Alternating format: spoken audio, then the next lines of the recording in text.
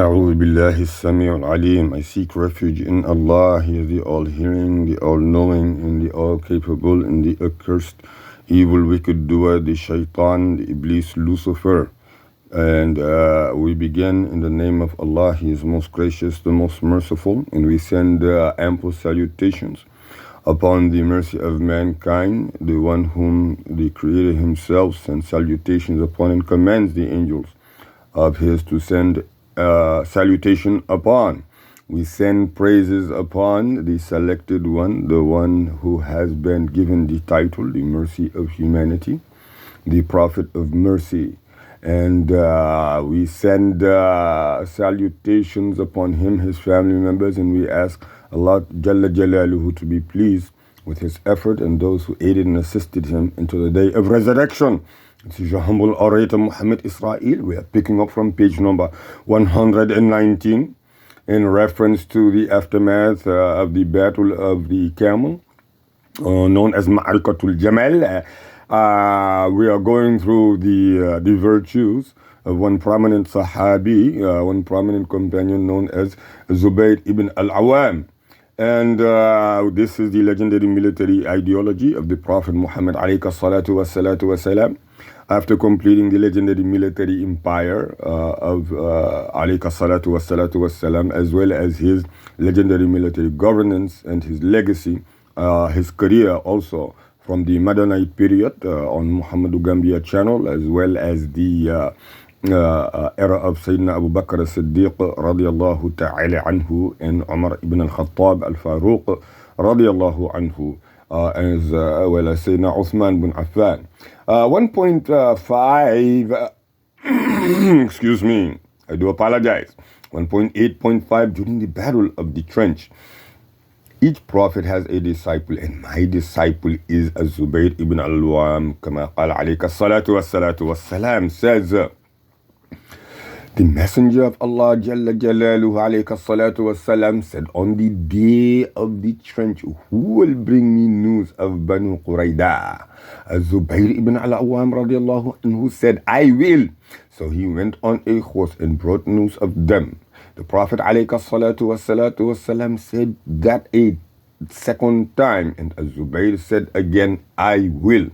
The same thing happened during the third time, and the Prophet alayka salatu wassalam said, each prophet has a disciple, and my disciple is Zubayr. What is meant by his words, my disciple, is the closest to me of my companions and supporters. The same Arabic word, hawari, is used to refer to the disciples or companions of Isa bin Maryam, qala al-Hawariyun, Alayhi'Ssalatu wassalam. Those who were his inner circle and supporters. The helper or disciple is one who offers support and is a close companion. This hadith refers to this great virtue by which Az-Zubayr ibn al-Awam radiallahu anhu was distinguished. Hence, when Abdullah ibn Umar radiallahu ta'ala anhu heard a man saying, I am the son of the disciple, he said, if you are one of the sons of Az-Zubayr, that is correct. Otherwise, it is not. End quote. Moving along now to page number 120. In Umadat al-Qari fi Sharh Sahih al-Bukhari by Al-Aini, it says, if you say all of the companions are supporters of the Messenger of Allah alayka salatu wassalam and close to him, so why is Az-Zubayr singled out for this, would we say? Or we would say, he said this on the day of trench when the Prophet alayka salatu wassalam asked, who will bring me news of the people? And Az-Zubayr said, I will. That happened 3 times, and undoubtedly on that occasion he offered more support than anyone else. On the day of the trench, the battle of the Confederates, Khandaq, the Messenger of Allah alayka salatu wassalam Jalla Jalaluhu said to him, open quote, may my father and mother be sacrificed for you, end quote. It was narrated that Abdullah ibn Az-Zubayr said, On the day of the Battle of the Trench, Umar ibn Abi Salama and I were put in charge of the women.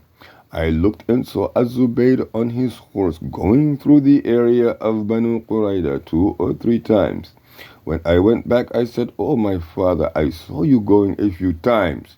He said, "Did you see me, oh my son?" I said, "Yes." He said, "The Messenger of Allah, Alayhi'Ssalam, Jalla Jalaluhu, mentioned me and his parents in the same sentence, saying, 'May my mother and father, my father and mother be sacrificed for you.'"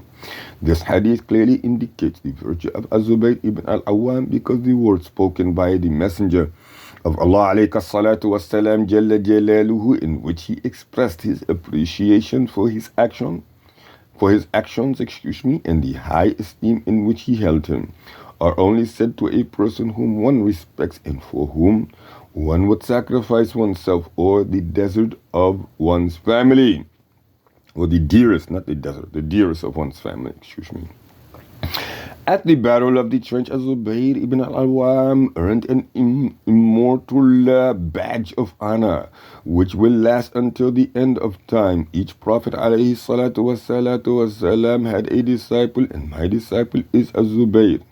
The Prophet ﷺ described Az-Zubayr as a disciple, which has a profound and far-reaching meaning. The one who studies this meaning will understand all the ramifications of this word disciple, hawari, and its secrets and depths. Those who are in greatest need of paying such attention to these meanings are the scholars to Al-Islam, and the educators. Islamic da'wah requires the preparation of helpers and disciples who will present a living example, because a practical example is more powerful and effective in spreading principles and ideas. It is an embodiment and practical implementation of those ideas that can easily be seen and followed, because true disciples follow the Sunnah of Muhammad, the Messenger, alayhi and obey his commands. As it says in the Hadith, open quote, "There is no prophet whom Allah Jalla Jalaluhu sent to any nation before me who didn't have from among his nation helpers and companions who followed his way and obeyed his commands." It is the nature of things that the da'wah will go through trials and tribulations and be tested by means of both friends and enemies. The Messenger of Allah ﷺ was keen to guide the Muslimin with regard to these variables and developments, so he said, open quote, "Then there will come after them generations who say what they do not do and do what they do not believe." End quote. What is the mission of the disciples? Setting a most prominent attributes, What is the mission of the disciples? Setting a good example of applied faith. Sincerity and sacrifice are among most prominent attributes of the disciple. Thus, they are a true example of the heirs of prophets.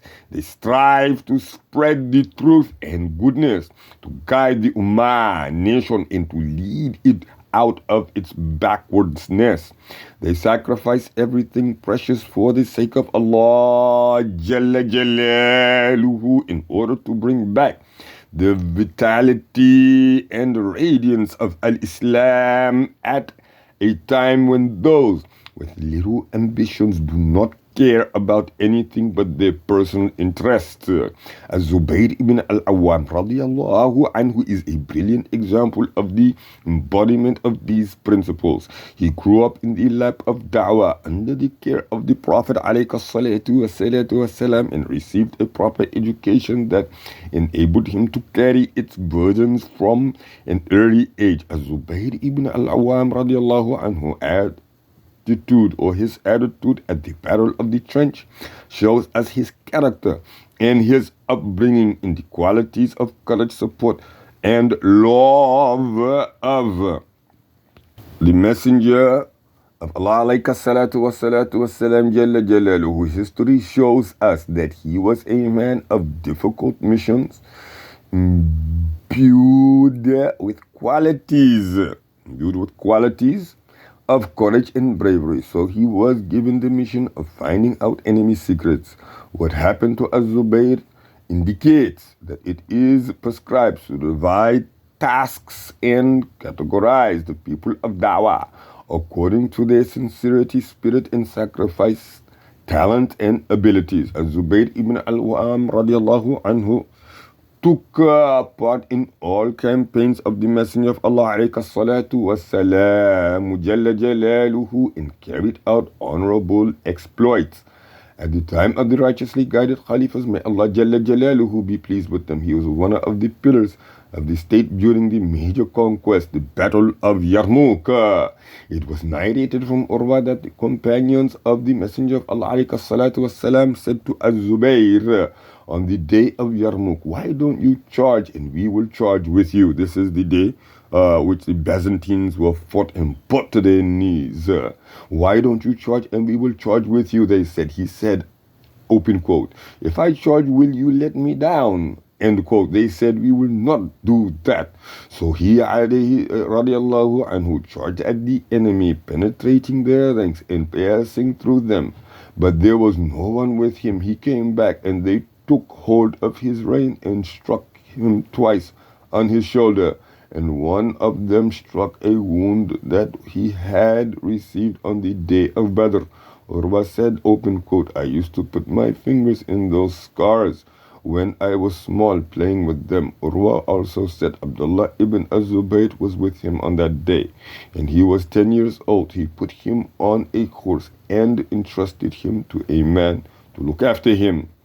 Ad-Dahabi said in As-Siyar, commenting, open quote, this battle was Al-Yarmouk, inshallah, because at that time Abdullah was 10 years old. Ibn Kathir said that the battle was Yarmouk, but there is no reason why it could not have happened on both occasions. Ibn Kathir said, open quote, among those who were present at Yarmouk was Az-Zubayr ibn al-Awwam, who was the best of the companions of the Messenger of Allah Jalla Jalaluhu Alayhi'Ssalatu Wassalam. There he was a brave and courageous knight. A number of heroes rallied around him on that day and said, why don't you attack? And we will attack with you. He said, you will not be steadfast. They said, yes, we will. So he attacked and they attacked, but they stopped when they were met by the Byzantine ranks. He went ahead and penetrated the Byzantine ranks until he came out the other side and returned to his companions. Then they came to him again, and the same happened as it happened the first time. On that day, he received 2 wounds between his shoulders, and according to another report, he was injured. Ibn Kathir rahimahullah said on another occasion, open quote, he went out with the people to Syria as a fighter in the jihad, the path of Allah Jalla Jalaluhu, fighting. He was present at Yarmouk and they were honored by his presence. He performed brilliant acts of courage on that day, penetrating the Byzantine ranks twice from front to back. Inshallah, we will end this one here at page number 123. سبحانك اللهم وبحمدك وتبارك اسم ربك وتعالى جدك ولا إله غيرك ولا حول ولا قوة إلا بالله العلي العظيم. سبحان ربك رب العزة عما يصفون وسلام على المرسلين والحمد لله رب العالمين. This is your humble orator, respected Muhammad Israel, signing over and out.